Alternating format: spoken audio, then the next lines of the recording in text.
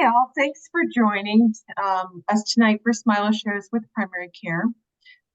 We've got a great program tonight. We're a very timely program on breast cancer screening and diagnosis. Last year, we talked about breast cancer, more of the workup. Tonight, we're going to talk more about the screening and diagnosis. And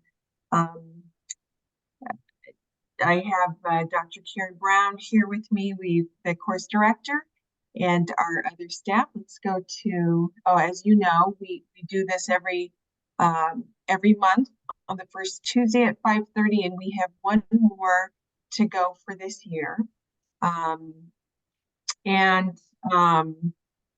This is case-based. Again, most of you, I think I've seen attending, and you always have some great questions, so make sure you put them either in the chat, and we'll try to leave a few minutes at the end for some of your questions as well. Okay, great. So I have the pleasure of introducing Karen Brown, who you mostly are familiar with. She's an experienced internist with demonstrated skill in healthcare information technology and healthcare management. She's active in leadership and prevention health guidelines and the EPIC implementation here, and a member of the Clinical Integration Steering Group. And she is the medical director of the Primary Care Service Line in Northeast Medical Group. I'm going to go to our Smilow specialist tonight. We have Dr. Monica Valero, who's an assistant professor of surgery at Yale Cancer Center and Smilow Cancer Hospital. And she cares for patients in New Haven, Trumbull, Fairfield, Bridgeport Hospital, where she is the director of the Hispanic Breast Cancer Program. Prior to joining Yale, Dr. Valero was at the Beth Israel Deaconess Medical Center, where she was also director of the Hispanic Breast Cancer Program. Dr. Valero got her medical degree in Venezuela and completed her residency training at Brigham and Women's Dana-Farber Cancer Institute in Boston, and then did her breast surgical oncology fellowship at Memorial Sloan Kettering in New York. She provides high-quality surgical care to patients and strives to improve access to care, promoting of innovation within the field of breast surgery. Her interests include breast-conserving surgery, racial disparities, and axillary management of breast disease. I'd also like to, it's my pleasure to introduce Dr. Parisa Lotfi, who joined very recently in 2023 as an assistant professor of radiology and biomedical engineering. She's a fellowship-trained breast imager with more than 20 years of experience in all breast imaging modalities, including tomosynthesis, ultrasound, breast MRI, and contrast-enhanced mammography, as well as all image-guided procedures. She spent 18 years in Boston working at Harvard's Brigham and Women's and Beth Israel Deaconess Medical Center prior to moving to Connecticut. She has extensive teaching and leadership experience, and most recently, she was the director of the breast section's clinical operations at Beth Israel Deaconess and the director of Connecticut Breast Imaging. Her interests include improving workflow, maximizing efficiency in new technologies, and she's actually all are passionate about providing patient care. So that is the intro. We're really excited to have all of you, and I'm going to turn it over to my colleague, Dr. Karen Brown.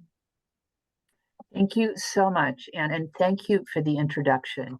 I have to say it has been a real privilege to work with Dr. Valero and Lotfi putting this together, and I'm excited to share it with you. I've been looking forward to this topic all year, and the USPTF humored me by finally releasing their updated guidelines on screening.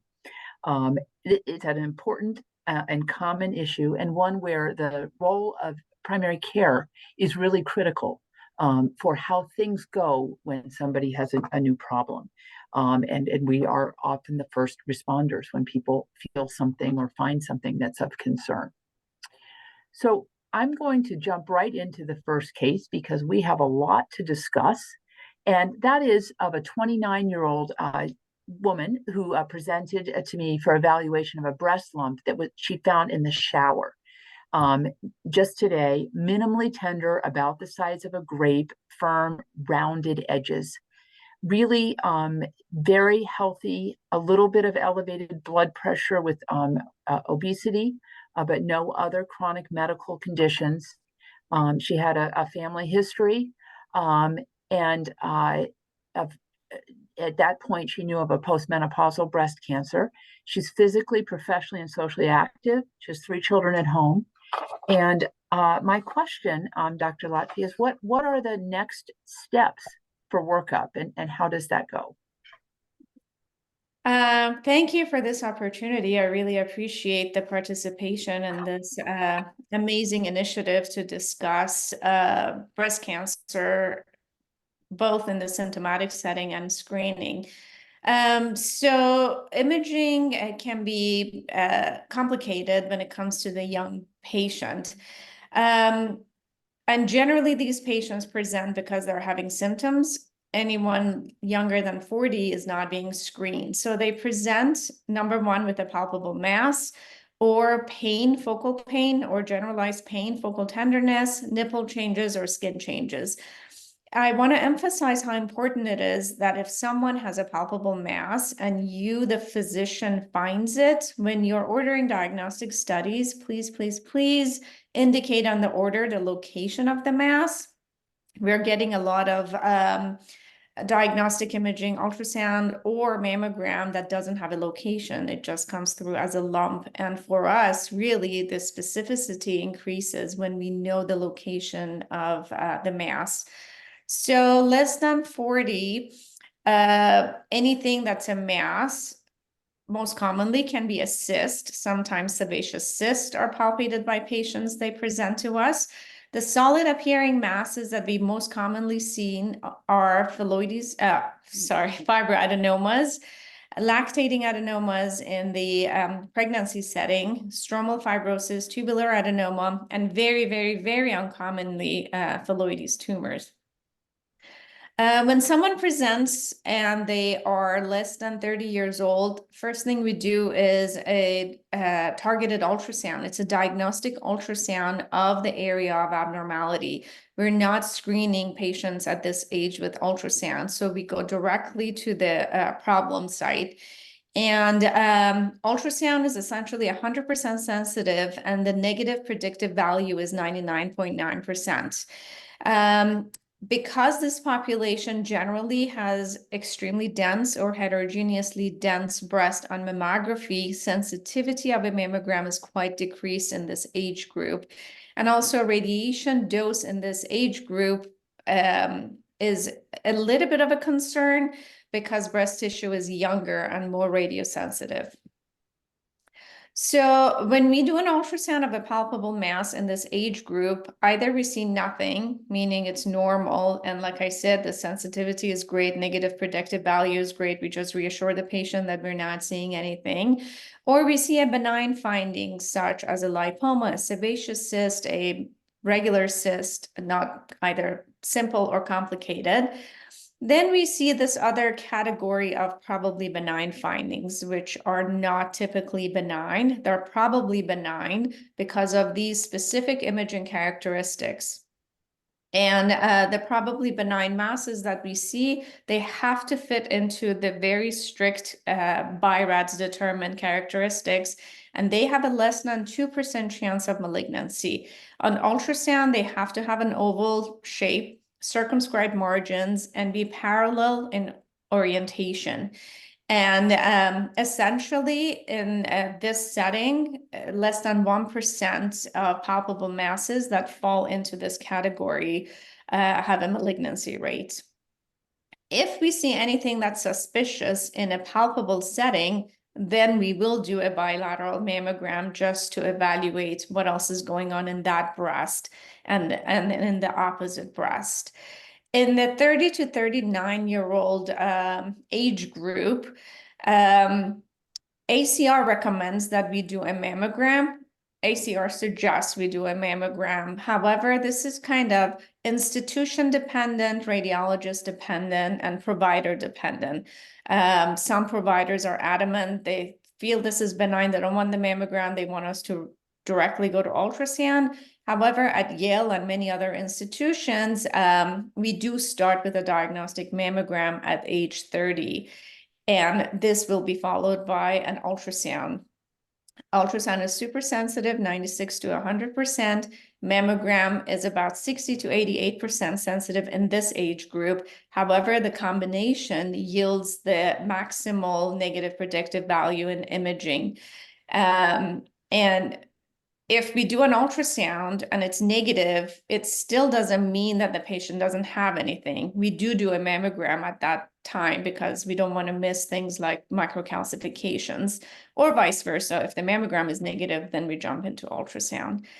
And this is basically the image on the left is what this woman had, the palpable abnormality. You can see that it's an oval-shaped mass. However, the margins are a little bit lobulated, and there is, I don't know if you can see this, just like a little bit of an extension. It feels soft. It doesn't really has a firmness on exam like we discussed. However, the imaging characteristics don't fall into the nice circumscribed parallel, which is this other mass right here, which would technically be a BI-RADS3, probably benign follow-up lesion.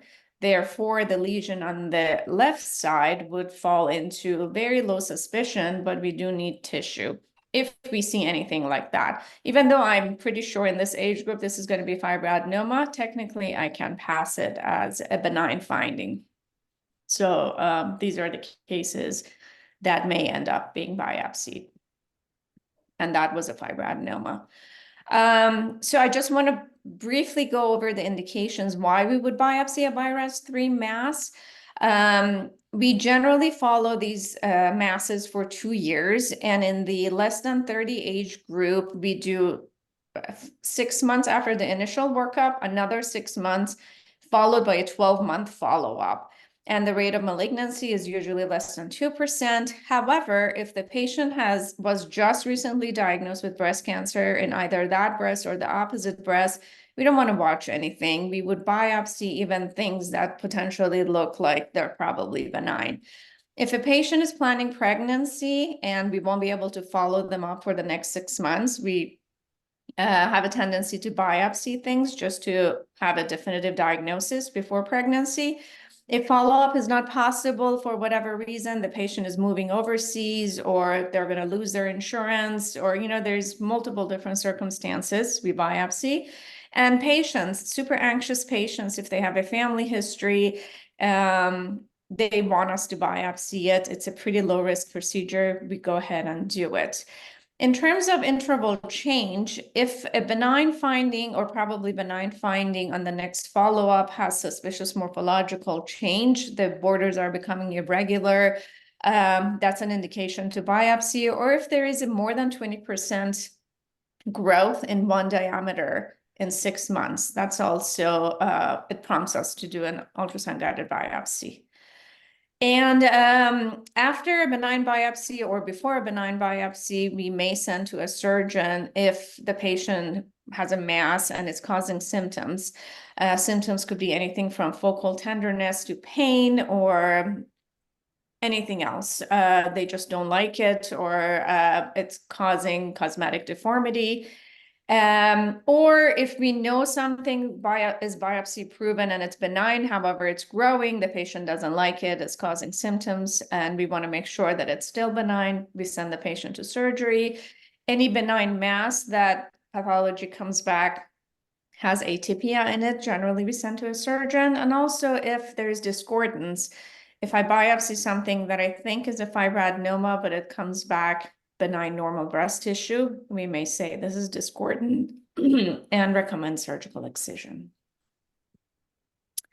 This is just to show an example of a 38-year-old woman who was planning IVF, and therefore she paid really good attention to her breast and palpated the right breast mass.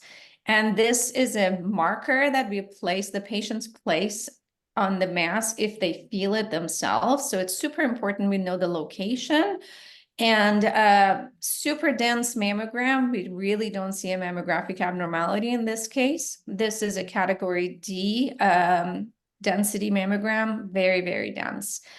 However, in the left breast, there are some microcalcifications. I don't know if it's coming through. You can see a little bit like dot, dot, dot grains of sand here. And the left breast was biopsied and it was DCIS. The right breast has this appearance. It's an ovoid parallel hypoechoic mass. It has some internal vascularity in it. Generally, that kind of raises the flag that this is a highly cellular, potentially growing mass. And you can see some internal septations in it.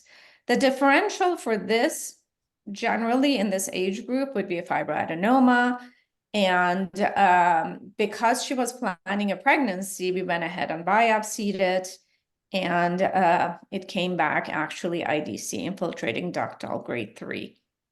So in this age group, we really should pay careful attention to imaging characteristics. And someone else may have followed this if she wasn't planning to get pregnant. She would have presented 6 months later with interval growth, then it would have been biopsied. But I just want to emphasize that there is overlap in imaging characteristics in benign and malignant lesions in this age group, younger than 40. Just a very brief overview of breast cancer in young patients. It has a pretty low incidence. It's about 1% in younger than 30, and about 7% of all breast cancers are diagnosed annually in patients less than 40. In the US, 10.2 to 11% of new cases of breast cancer are diagnosed in younger than 45. And about 50% of these patients have a positive family history and genetic predisposition, including BRCA1 and 2 or TP53 mutations. Okay.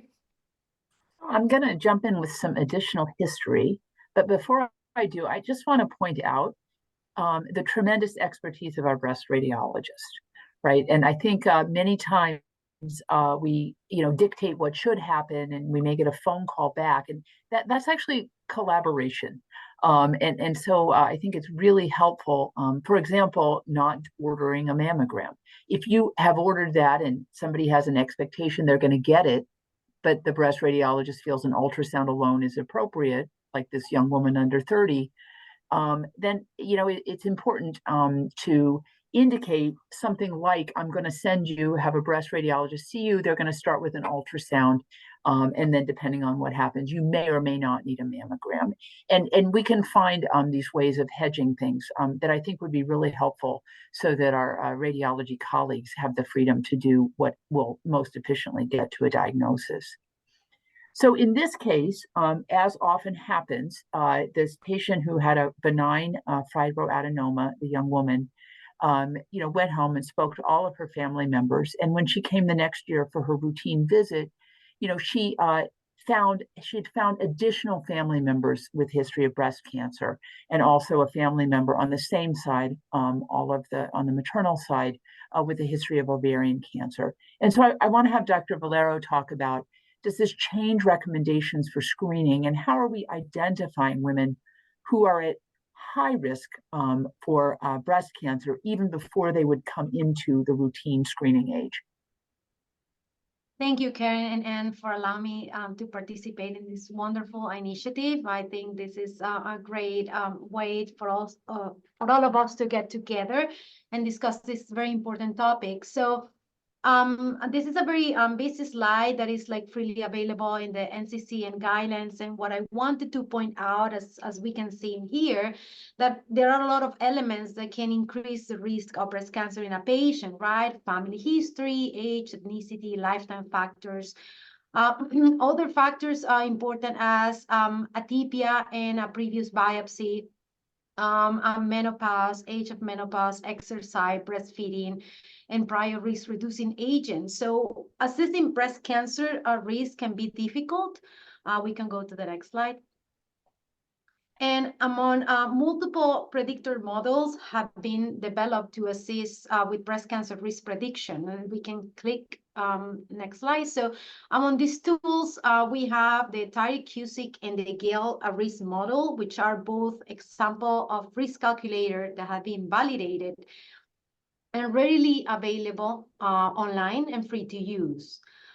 We have to keep in mind they're not perfect and should only be used as a tool to help guide decisions. Some of these risk calculators may over-predict or under-predict, so it's very important to take the information with a grain of salt. So on the right side of the slide, we have the Gale model, which is a little simpler to use. It factors in elements such as like age of menarche, age of the first live birth, first degree relative with breast cancer, as well as the number of abnormal biopsies that the patient had had in the past. From the result, I think you can click again. It gives you a 5 years and lifetime calculation. And as I said, this can help to guide patients and providers like what is going to be the next step on recommendations.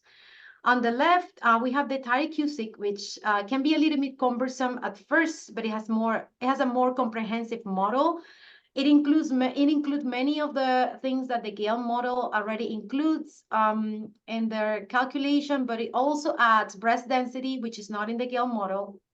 It includes a very comprehensive family tree, as well as a typical biopsies and a non-atypical proliferative lesion. So those patients that had family history of breast cancer, they are young with a very dense breast and has like prior biopsy showing atypia.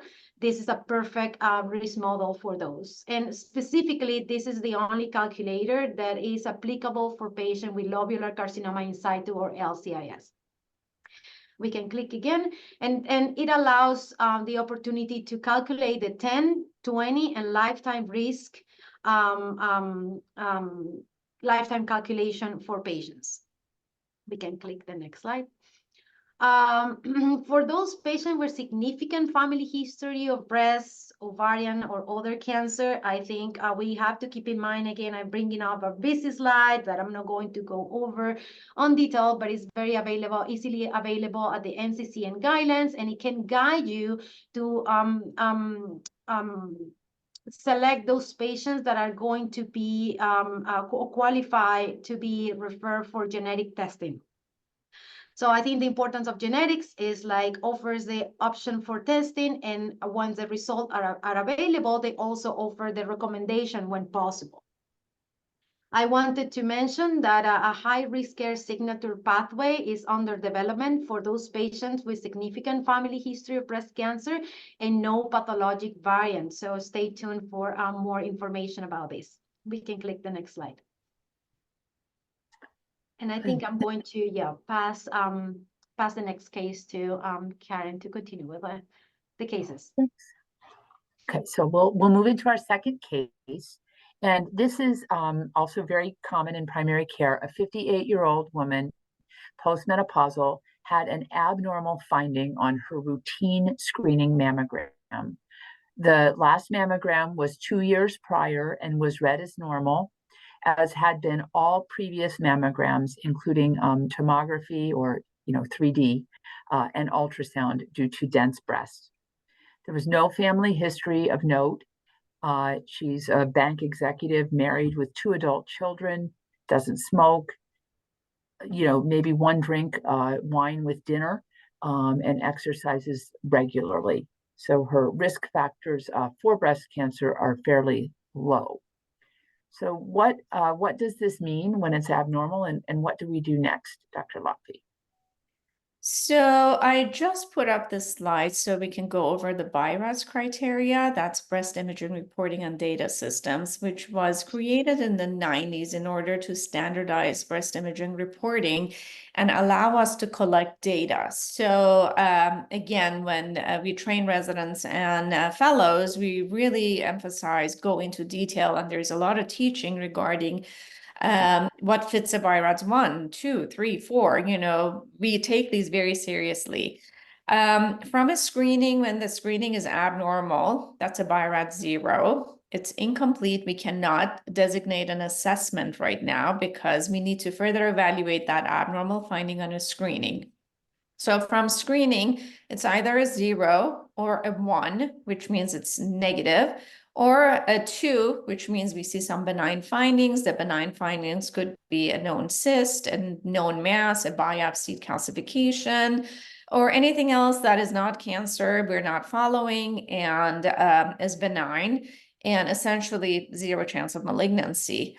Then when the patient comes back and we do the diagnostic imaging, we can designate either a 3, 4, or 5 to those sets of patients.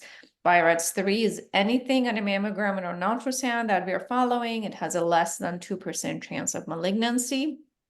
And BI-RADS 4 is given to anything that's suspicious, although not necessarily suspicious, anything that we deem needs a biopsy. For example, a growing probable fibroadenoma, you know, the report says suspicious and it really scares the patients, but really it's not so suspicious. And so BI-RADS 4 has categories A, B, and C based on the how we think is the level of suspicion is. So 4A is generally designated for things that we really don't think are going to be cancer, but we need to biopsy them. 4B is in the middle. 4C is pretty close to 5.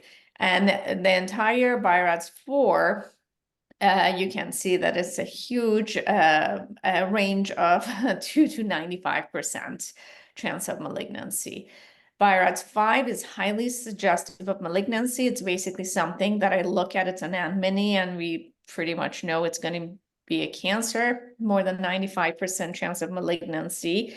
And again, BI-RADS 3, 4, and 5 are only given after a diagnostic mammogram or ultrasound has been done. BI-RADS 6 is a biopsy-proven malignancy. We use it when a patient is having additional imaging. For example, they're getting neoadjuvant chemotherapy. We know this patient is a 6, has a cancer, but we're doing extra imaging to them.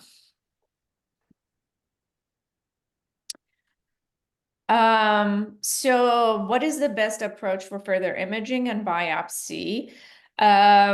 If we see a mammographic finding, we generally bring the patient back for additional mammographic imaging, or since tomosynthesis came about and we can characterize masses very readily and easily on a mammogram, we can directly go to an ultrasound and characterize things and put them in our BI-RADS categories and decide if a biopsy is needed or not. For the most part, microcalcifications are seen on a mammogram. So if the patient is brought back for an abnormal finding, which is calcification, we may not need to do an ultrasound. We just do additional magnification views and recommend a mammographically guided biopsy. Mammographically guided biopsy can be either a stereotactic biopsy or a tomographically guided biopsy.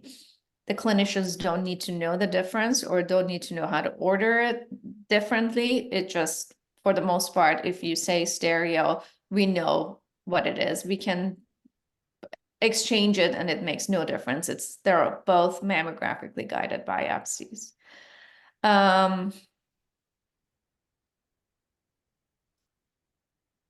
Karen, you want to take the next one? Oh, let me just do this and then we'll go back.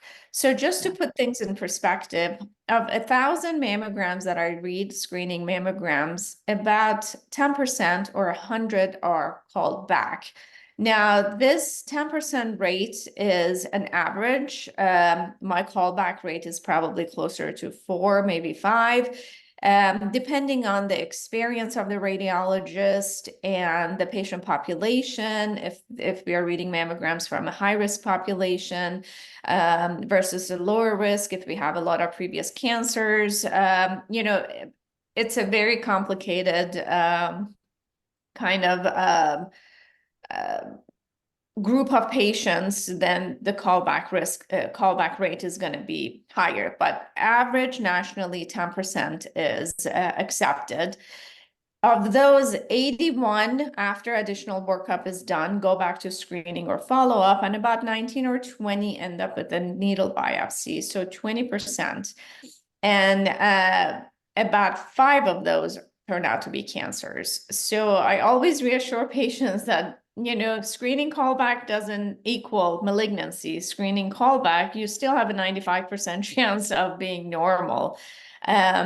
Patients get so anxious that they don't know the statistics, and also, you know, they just always assume the worst. So this is actually really good to know for the clinicians for reassuring patients. A diagnostic setting is completely different. Anything that's a palpable or pain or symptoms, obviously the statistics are going to be different. This is just for screening. And I'm going to go back and have Karen take that. Yeah, so I think that the main question that I had for the two of you, because we are the audience here as primary care, is what can we do to best collaborate with, you know, breast radiologists and breast surgeons to make sure that diagnosis is expedited and people get into treatment? Yeah, I'm really happy. Oh, go ahead, please. No, just quickly, from a radiologist standpoint, we have, if the clinicians order the all-inclusive orders that says screening to biopsy included, our lives are so much easier because we don't have to call the clinicians and say, okay, now we need an order for stereotactic biopsy. Please do that. We already have the order.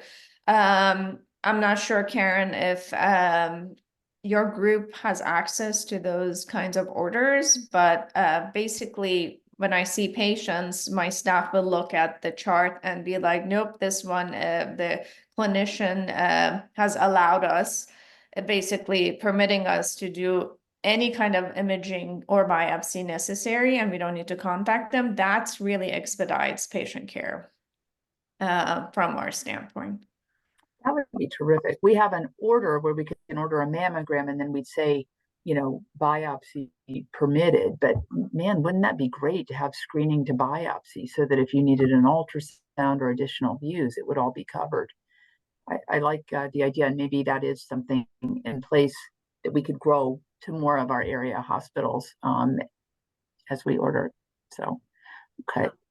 Yeah, for the surgical standpoint, I think for us, the sooner we know about the patient and the concerns, right, the better. Especially when we're talking about vulnerable population or population that have like, you know, a significant social determinant of health, right, that would allow us to try to combine procedures and visits at the same time, and knowing if we need to involve any part of like our navigation or a social worker, that's very, very important and key. And patients don't need to come to us before having the biopsy. However, we offer that for a specific population, and we feel that we're going to help expediting and navigating through the system. I know we have a lot of like resources and support from our program to assist patients with cancer diagnosis, and we're trying to implement those available resources to patients that are will benefit, right, in order to allow them to get through the diagnosis quicker. Right, I think in the previous slide, we have some examples of how we have in the letter A section abnormal screening, right? And like we have like a finding that doesn't look quite normal. I think Parisa can highlight it there. And then when the patient goes to subsequent diagnostic imaging at B and magnification views that allows a better determination of like the abnormal findings. Then on the D box, we can see this finding evaluated through an ultrasound and subsequently E and F, which will be an MRI. So as we can see, each of these boxes require a lot of effort and steps, not only from the medical standpoint and the institutional standpoint, but also for the patient. So we can go to the next one. So what are the steps, or what happened after a patient get a normal screening mammogram or a BI-RADS 4 and 5? So yeah, they call back, right? And they are informed that they need additional imaging, which we call diagnostic imaging. We need to keep in mind that this also is a burden for some patients because it requires additional visits, time of work, transportation needs, lack of insurance and copay for those uninsured or like underinsured, childcare situations or challenges, healthcare literacy. In some patients, I feel like we need to identify and make sure to really explain the importance of coming back and like pursuing additional imaging. Some patients are lucky enough to get their screening and then they're called back for additional imaging. But if they don't understand the importance of this timely, right, sequence of evaluation, then it can be a significant delay, and then language barriers. So once the patient showed up for the diagnostic imaging, assuming that they are in the percentage that continue to have abnormal findings, the breast biopsy is going to be recommended. Assuming the breast biopsy is normal, they go back to their screening imaging. But for those that get a breast cancer diagnosis, sometimes the next step is for that result to go back to your office, to the primary care physician. So sometimes, right, we're trying to streamline this process and expedite this patient to be seen as soon as possible. That's what I say. It's not like they need to be seen when they have the BI-RADS 4 or 5, but at least connecting so we can keep an eye on that biopsy result, connect to the patient immediately as soon as we know that they have a breast cancer diagnosis, and allow them to come to the breast cancer center as soon as we can. Once they show up to the breast cancer center with a breast cancer diagnosis, then we present them with the surgical options, right? And the surgical options are going to depend on like the type of presentation, the size of the cancer, if it's located at the breast or in the lymph node, if they're going to need neoadjuvant chemotherapy, or if they can go straight to surgery. But for those that can go straight to surgery, what I wanted to mention is like the two surgical options we discussed with them is either breast conservation, which includes lumpectomy followed by radiation, versus mastectomy. And I think a recurrent I would say, thought that patients come with sometimes is thinking that if they proceed with a mastectomy, right, they don't have to worry or monitor anything about the cancer in the future. So I wanted to highlight these two surgical options are equivalent and have been like the equivalent for many, many years. I always highlight to patients that the chances of the cancer coming back in the future is not going to be determined by the surgery they choose. It's actually going to be determined by the biology of the cancer. So the surgical options is basically based on the size of the cancer, the size of the breast, and patient's preference. But they're getting the same benefits independently if they choose the breast conservation versus the mastectomy. That is super helpful. Unfortunately, it does happen. And I know psychologically, as you point out, it can be a very difficult time for patients. One of the most exciting things that's happened in the past few years at Yale is the commitment of our Smilow colleagues to seeing patients rapidly when they do have a biopsy-proven cancer. So in addition to the high-risk patients who may need a little escort the whole time, if we have people where we're very well connected, guiding them through it by phone, once a biopsy is positive, there is a real commitment to getting people in quickly, and that has been a tremendous service offered by Smilow. I want to shift and talk about changes in breast cancer screening recommendations. As you recall, this case was basically surfaced by breast cancer screening, so it's an important part of what we do. And just last week, the United States Preventive Task Force Service revealed their updated final recommendations for breast cancer screening, some of which were, none of them were a surprise, as this had been announced kind of a year in advance and looking for feedback, but also not aligned with some of the other groups who had made recommendations. And so there's a lot of justification built in to their recommendations. The first was they lowered the age to start screening from 50 to 40. So instead of saying discuss breast cancer screening or consider mammogram with informed, shared decision making, it's, essentially all women should start breast cancer screening at the age of 40 unless they're high risk and have started earlier. This is actually not very surprising. This is the same that's happened with our colon cancer screening recommendations. Unfortunately, people are getting cancer younger. It's like a 2% per year increase in women under the age of 50 getting breast cancer, or as a percent that get breast cancer. And this is also in line with other recommendations that are looking to remove the need to add kind of race-based criteria, which are, difficult to operationalize given that race is not an absolute for risk. And so by starting with everybody, it really reduces disparity. The second is that, after the age of 75, the current evidence is insufficient to recommend balances of benefits and harms.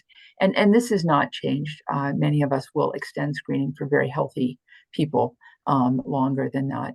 But certainly those who are ill or have chronic illness with a lower life expectancy, the benefit does decrease. And that's also not surprising. They recommended, they did not make a clear recommendation for mammography with ultrasound for those with dense breasts, although they did recognize that the dense breasts are both a risk factor for breast cancer and also make breast cancer more difficult to diagnose. And so I think I'll be curious to hear from Dr. Lotfi, because I think this is very different than the specialty societies.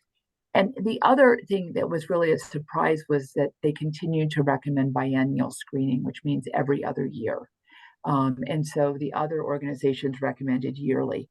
And they based this recommendation on lack of randomized controlled clinical trial evidence comparing 1 year and 2 year.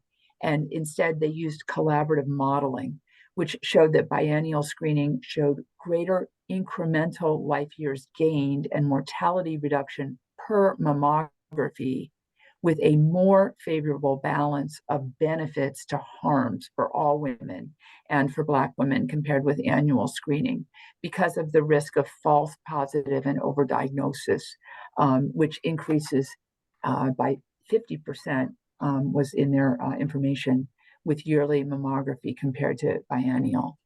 So I know this violates the rule of if some is good, more is better. And it certainly violates our earlier understanding of cancer pathophysiology, which was it starts with one cell and doubles at a regular rate.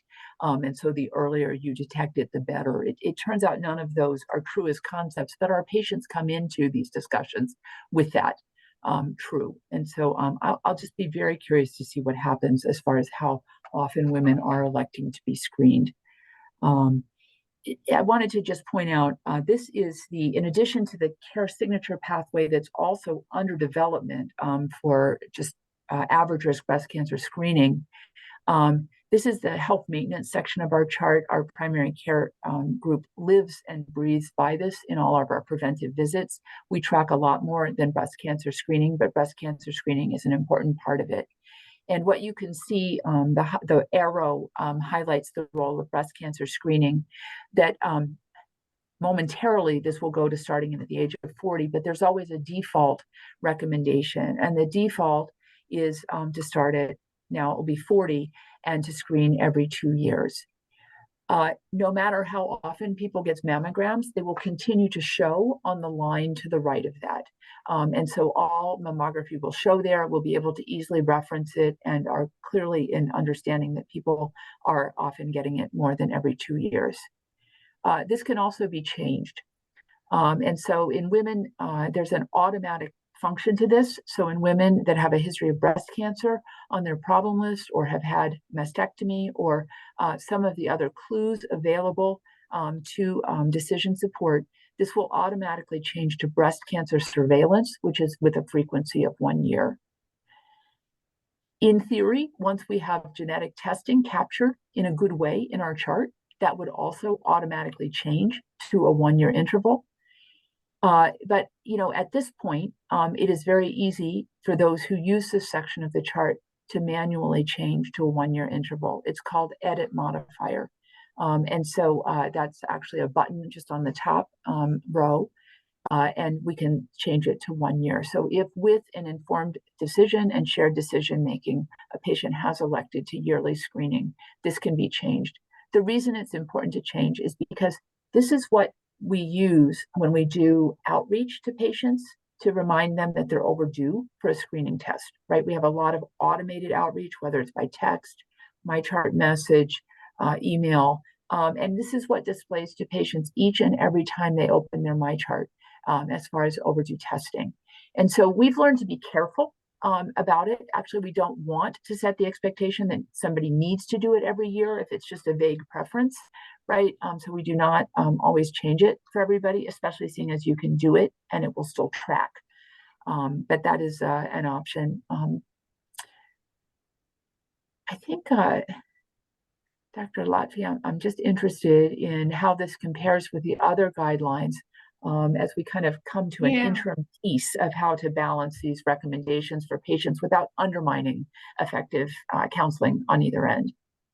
I'll go over that in a minute, but Karen, to kind of tag along with what you were mentioning in EPIC, as you all may have noticed, as of March 1, radiology breast imaging is using EPIC reporting to report our studies, including MRI, ultrasound, mammogram, all of it.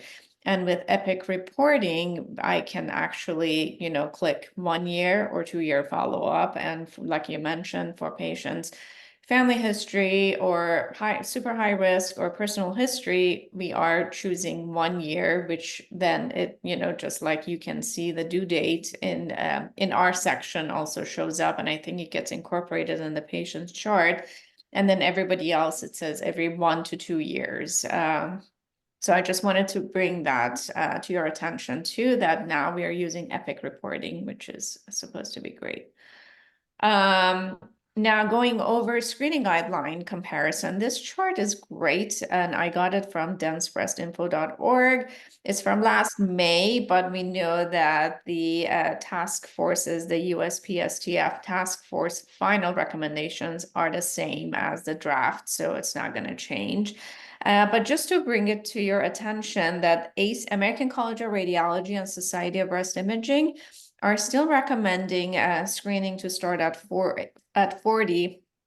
And there is no strict age limit because we know a lot of women are living longer and healthier. And that's a discussion to be had with the clinicians to decide shared decision-making when to stop, but definitely annual. And the reason they're recommending annual is because with 2-year or 3-year intervals like they have in Europe, we're definitely seeing interval cancers develop, particularly in the younger population. And also, like, I personally think if you tell women get it every 2 years, then every 2 years becomes every 3 years. But if you say every year, for the most part, a lot of people don't come every year. It's like every year and a half, every 2 years. American Cancer Society says 45, but option to start at 40 and stop when the life expectancy is less than 10. And you all know better than anyone how to calculate life expectancy. Patients with a lot of comorbidities don't need to just continue to come. And as a breast imager who reads a lot of screens, I can tell you that I see a lot of patients who should not be coming for screening mammography. I see patients in wheelchairs with dementia, with other cancers, undergoing chemotherapy for those. They can't stand up to get the mammogram done. The mammograms have to be done in a wheelchair, which really limits imaging significantly. And I think that it would be wonderful if it's kind of a shared decision making again, and telling a patient you don't need a mammogram is really hard when they want to get it done. But keep in mind that it may not benefit them depending on their comorbidities. And then the ACOG, again, 40, but no later than 50. And they say stop at 75 every 1 to 2 years. And then lastly, we come to the USPSTF, which is start at 40, which is wonderful. Now they at least recognize that young patients are getting cancer and increasing compared to before. And they're saying every 2 years. It is actually, I want to talk about the new ACR, and new as of last year. So not so new. American College of Radiology recommendations are that all women should start having their risk assessed by age 25. And this is a clinical risk assessment done by gynaes or, by whoever is seeing them, the clinicians. High-risk women who desire supplemental screening but can't undergo MRI should consider contrast-enhanced mammography or ultrasound. And basically, ACR is saying that anyone who's dense, the best test for screening after a mammogram is a breast MRI.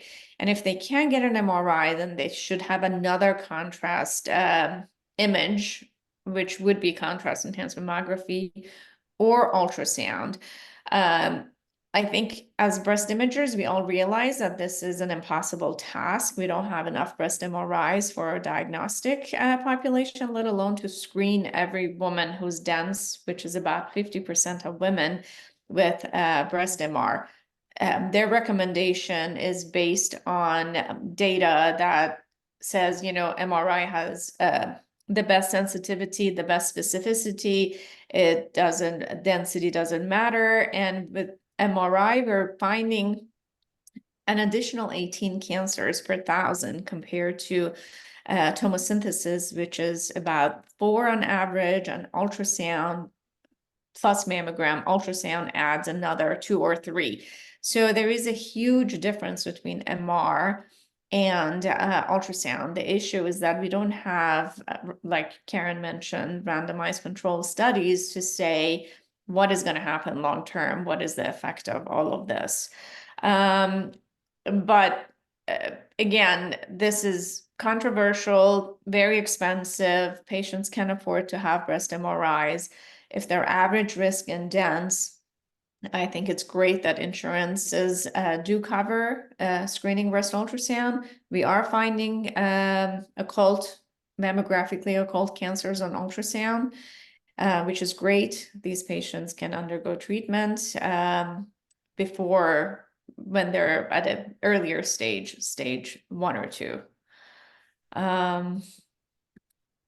And that's all the screening I have. Oh, and one more thing that I wanted to mention about the new recommendations by task force.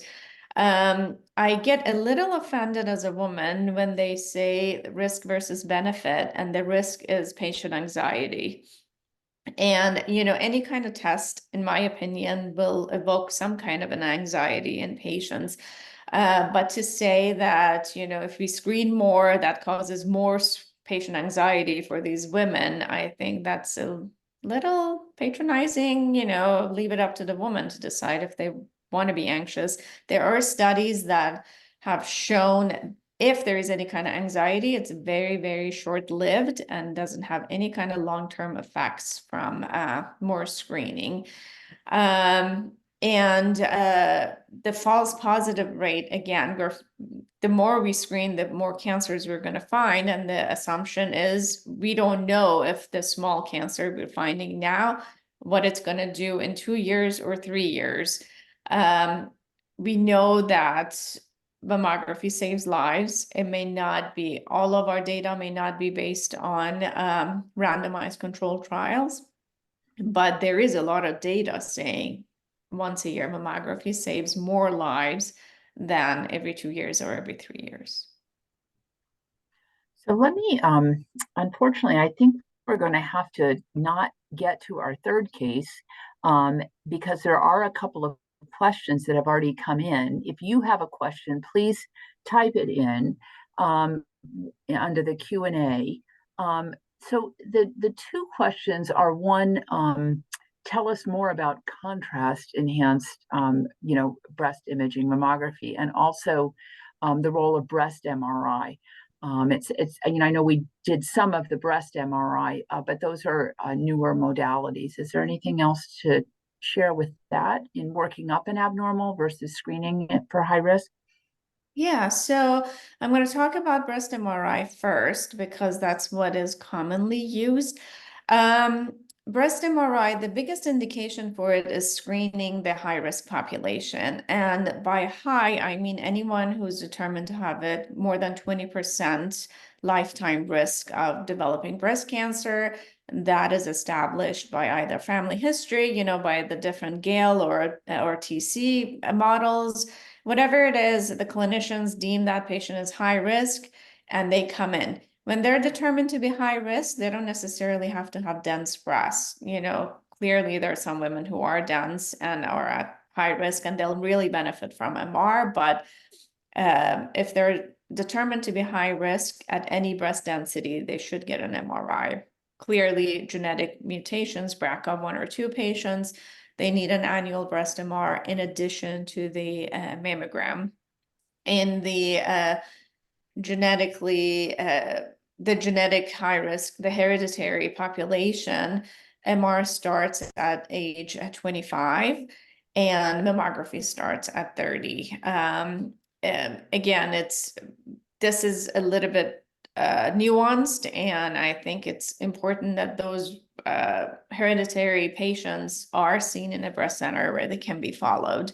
So aside from screening, we can use MRI for extent of disease in a patient who was diagnosed recently with breast cancer.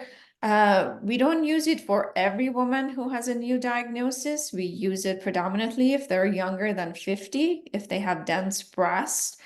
And clearly if they're high risk or they have a really advanced disease to see what else is going on.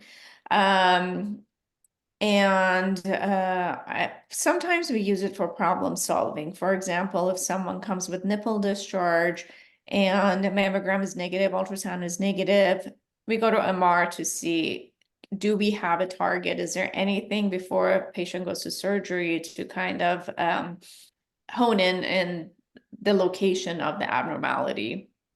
It can be used for, let's say a patient has enlarged lymph nodes, we do a biopsy, it comes back metastatic breast cancer, but mammogram is normal, ultrasound is normal, we do an MR to find the primary.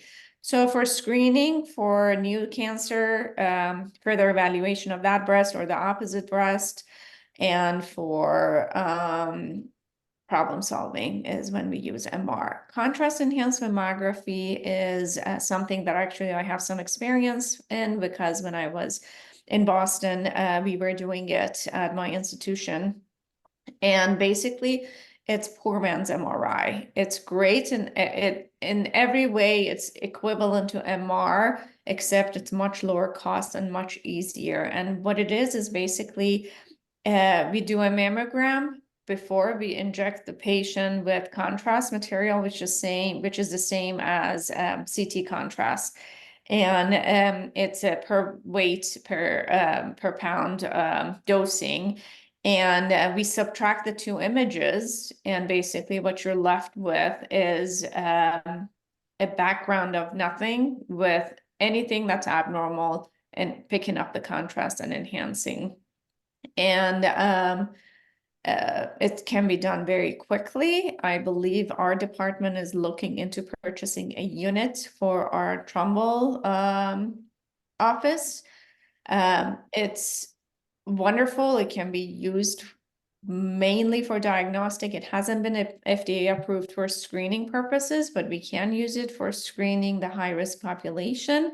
I think I just gave a talk about this, so I did a PubMed look, and over the last 10 years, they were like, the curve was enormous in terms of looking up articles for contrast, because it's a hot topic. About 2,500 units have been sold recently worldwide. And a lot of places are using it. Memorial Sloan Kettering in New York is using it, many Boston places. And it's a really good alternative to MR. It's fantastic for patients who cannot undergo MR for screening or diagnostic purposes. They have a pacemaker, they're too big, they're claustrophobic. So it's a good thing if we can have the money to purchase the equipment, and we can really get a lot of patients. So we have two more questions. The last one is a comment, and Parisa, I'll have you look at the comment. But Dr. Breyer just asked, I mean, this will be our last question as our time has run out, is there utility to women performing self-breast exams on a regular basis? And are or should PCPs still be doing breast exams during annual exams? As you know, we are now required to have a chaperone even for a simple breast exam. And so that has been a little bit of a discouragement to doing it. And Comments? now I'll just jump in for a moment, because maybe, Parisa, if you can advance to the very end as you guys are answering that, so folks can see Good. the very last. Keep on going. Go to this last one, and just remember to complete the survey for the CME credit after you're done. So after this, we'll close out. But thanks so much. Yeah. I'm typing the answer. I don't know if everyone can see it. I was typing the answer to Richard Breyer. So I would just say, in terms of the self exam, I think it's very controversial among like different screening tasks and providers. This was like, initiated before the use of mammograms. So when mammograms came in, like I would say the accuracy or efficacy of breast exam decreased significantly. I don't think there is a strong data in the US to validate the use of this model, but I think personally, I think in the breast cancer population, after they go through surgery, biopsies, and procedures, it's good to understand their baseline, the new normal, that's how I call them, right? Because they're going to be the first advocates if something changes, if a scarring tissue now looks normal, or if something that was felt to be a sebaceous cyst now is hard. So again, there is no strong data that will say that validated, but I think it's useful for the breast cancer population. And I would not discourage anyone to do a self-breast exam unless this is going to cause anxiety and provoke, impact on the quality of life every month or something like that. Good. All right. Well, I think we have done this topic. Thank you everybody for joining. We had a nice crowd, and I know lots of people watch it afterwards too. And what a great job you guys have learned so done much. answering all the questions. Exactly. I've learned so much as well. Thanks Thank you. everyone for attending.